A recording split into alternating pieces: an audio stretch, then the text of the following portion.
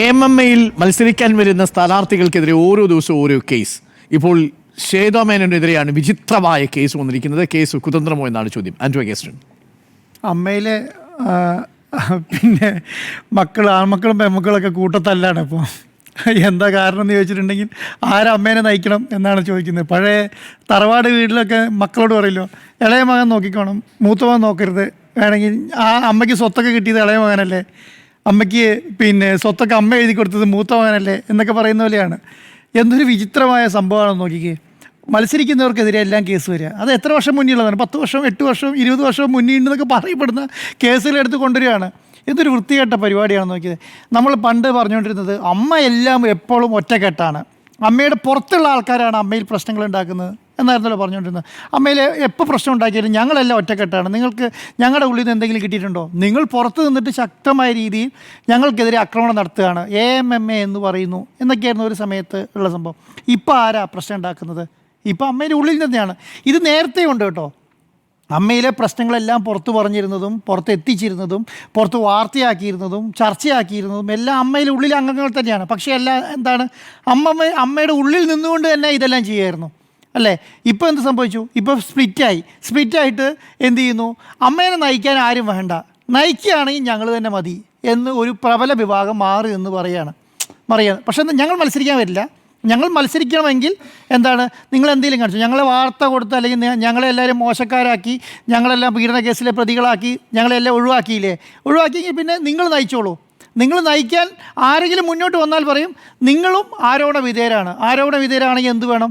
ഇപ്പോൾ Jimmy sir വായിച്ച പോലെ ഒരു വ്യവസ്ഥയും വെള്ളിയാഴ്ച ഇല്ലാത്ത കേസ് കൊണ്ടുവരും. അത് കോടതിൻ്റെ മുന്നിലാണ് കൊണ്ടുപോയി. ഏത് പോലീസ് സ്റ്റേഷനിൽ കൊണ്ടുപോയി അപ്പം തന്നെ എടുത്ത് ചവറ്റോട്ടയിലിട്ടു.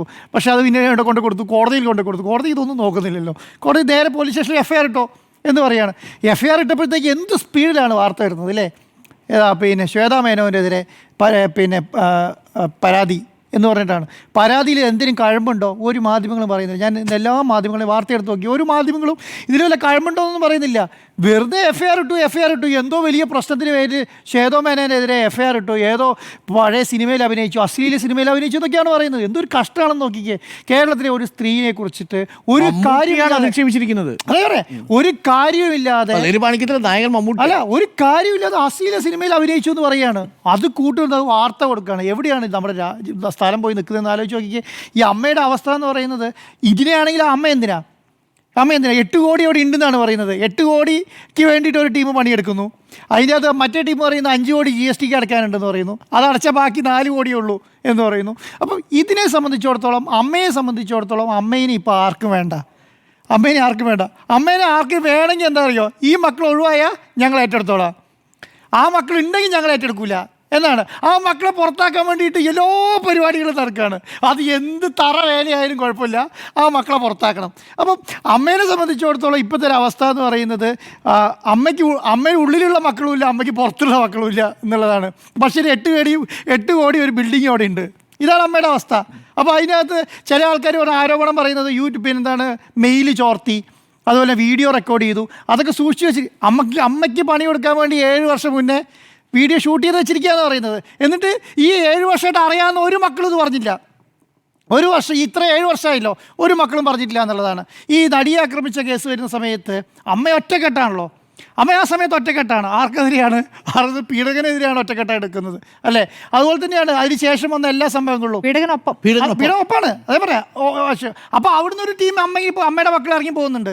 ആ അമ്മേനെ മക്കളെ തള്ളി, അവരാണ് അതെ, ആ മക്കളെ തള്ളി. അപ്പോൾ സംബന്ധിച്ചിടത്തോളം അമ്മയാണെങ്കിൽ ഞങ്ങളെ തള്ളില്ല, ഞങ്ങളുടെ കൂടെ നിൽക്കും എന്നാണ് അന്ന് അവർ പറഞ്ഞത്. പക്ഷേ അവരെ തള്ളി. അതിന് ശേഷം ഹേമ കമ്മിറ്റി വന്നു. ഹേമ കമ്മിറ്റി വന്നപ്പോഴത്തേക്ക് അമ്മയിൽ പൊട്ടിത്തെറിയാണ്. കാരണം എന്താ പറയുക, ആരെയൊക്കെ പേര് പുറത്തു വരുമെന്ന് അറിയില്ല. അവരുടെ പേരുണ്ട് ഹേമ കമ്മിറ്റിയിൽ, ഇവരുടെ പേരുണ്ട് ഹേമ കമ്മിറ്റിയിൽ, അവരെ മൊഴി എടുത്തിട്ടുണ്ട് എന്ന് പറയുന്നു. പുറത്ത് നിൽക്കുന്നു, അകത്ത് നിൽക്കുന്നവരൊക്കെ പടപടാന്ന് FIR വരുന്നു. കേസ് അന്വേഷിക്കാൻ വേണ്ടി പുതിയ ടീമിനെ ഇറങ്ങുന്നു. ആ ടീമൊക്കെ പോയി. എതിരെ പോയി ടീം? എത്ര ദിവസം കേരളം ചർച്ച ചെയ്തതാണ് FIR അന്വേഷിക്കാൻ വേണ്ടിയിട്ട്, പരാതി അന്വേഷിക്കാൻ വേണ്ടിയിട്ട്. പരാതി ഉണ്ടോ? അപ്പോൾ അത് കോടതി തന്നെ പറയുന്നു ചർച്ച ചെയ്യാൻ പാടില്ല, ആ കാര്യങ്ങളൊന്നും ഇപ്പോൾ മിണ്ടണ്ടെന്ന് കോടതി തന്നെ പറയുന്നു. അപ്പോൾ എന്താണ് ആത്യന്തികമായി സംഭവിക്കുന്നതെന്ന് പറഞ്ഞാൽ, അമ്മയെ ഇപ്പോഴും കൈകാര്യം ചെയ്യുന്ന ഒരു പ്രബല വിഭാഗം തന്നെയാണ്. ആ പ്രബല വിഭാഗം മത്സരിക്കുന്നുണ്ടോ ഇല്ലയോ എന്നുള്ളതല്ല പ്രശ്നം. മത്സരിക്കാതിരിക്കാൻ വേണ്ടിയിട്ട് എന്ത് ചെയ്യും, ആ കൈകാര്യം ചെയ്ത് കൊണ്ടുപോവാണ്. അപ്പോൾ നമ്മൾ വിചാരിക്കുന്നുണ്ടാവും, അയ്യോ ഈ അമ്മേനെ ഇപ്പോൾ എല്ലാവരും ഉപേക്ഷിച്ച് ഞങ്ങളൊന്നും ഇല്ല എന്ന് പറഞ്ഞാൽ അങ്ങനെ ചിന്തിക്കുകയേ വേണ്ട. അവരെല്ലാം ഒരു മൗനസമ്മതം ഈ സംവിധാനത്തിലുണ്ട്. ആ മൗനസമ്മതത്തിൻ്റെ ഭാഗമായിട്ട് തന്നെയാണ്. ഇനി എന്താണെന്നറിയോ, ഇത് ഇല്ലെങ്കിൽ ഇത് പൊളിച്ച് നമുക്ക് വെടക്കാക്കി തനിക്കാക്കുക എന്ന് കേട്ടിട്ടില്ലേ? പണ്ടൊക്കെ നമ്മൾ പറയുക വെടക്കാക്കി തനിക്കാക്കുക. അപ്പോൾ ഇത് വെടക്കാക്കിയിട്ട് ആക്കാൻ വേണ്ടിയിട്ടുള്ള ശ്രമം നടക്കുന്നത്. സത്യം പറഞ്ഞിട്ടുണ്ടെങ്കിൽ ഇത് വളരെ കഷ്ടമാണ്. മലയാള സിനിമ പോലെയൊരു നടീതടന്മാരെ 10-35 വർഷമായി നിൽക്കുന്ന പ്രമുഖരായ ആൾക്കാർ അതിൻ്റെ നേതൃത്വം വഹിച്ചിരുന്ന സ്ഥലത്ത് നിന്ന് ഈ അവസ്ഥയിലേക്ക് പ്രമുഖരാരുമില്ലാതെ വർഷങ്ങളായി സിനിമയിൽ അഭിനയിക്കാത്തവരൊക്കെ വരുന്നു, അത് ചർച്ച ചെയ്യുന്നു, എല്ലാം ചർച്ച ചെയ്ത് ഒരവസ്ഥയിൽ എത്തിച്ച് നിൽക്കുക എന്ന് പറയുന്നത് വളരെ കഷ്ടമാണ്. ഇതിനൊന്നും ആർക്ക് വേറെ ഗവൺമെൻറ്റിൻ്റെ ഭാഗത്തുനിന്നോ സർക്കാരിൻ്റെ ഭാഗത്തുനിന്നോ ഒരു അഭിപ്രായമില്ല കേട്ടോ. ഇതിന് മത്സരത്തെക്കുറിച്ച് ഒന്നും അഭിപ്രായമില്ല, എവിടെ എത്തി നിൽക്കുമെന്നും അറിയില്ല. ഒറ്റ കാര്യം ശരിയാണ്, അമ്മയിൽ എന്താ അവസ്ഥയാകും എന്നുള്ളത് 2 ദിവസം കൊണ്ട് അറിയാം. കാരണം ആരെങ്കിലും ഒരാൾ പ്രസിഡന്റ് സെക്രട്ടറി ആകുമല്ലോ. പക്ഷേ ഈ പ്രസിഡന്റ് സെക്രട്ടറിക്ക് എത്ര നാൾ മുന്നോട്ട് കൊണ്ടുപോകാൻ പറ്റുമെന്നുള്ളതാണ് അതിന് ഏറ്റവും പ്രധാനപ്പെട്ട. ഇനി ഇതെങ്ങാനും പിടിച്ച് ജയിച്ച് വന്നാൽ ഇവർക്കിത് എങ്ങനെയും മുന്നോട്ട് കൊണ്ടുപോകും? ഇവരോടൊക്കെ വെല്ലുവിളിച്ചിട്ട് വേണമല്ലോ ഇത് കൈകാര്യം ചെയ്യാൻ വേണ്ടിയിട്ട്. അത്ര എളുപ്പമുള്ള കാര്യമായിരിക്കില്ല എന്നുള്ളതാണ് എൻ്റെ അഭിപ്രായം.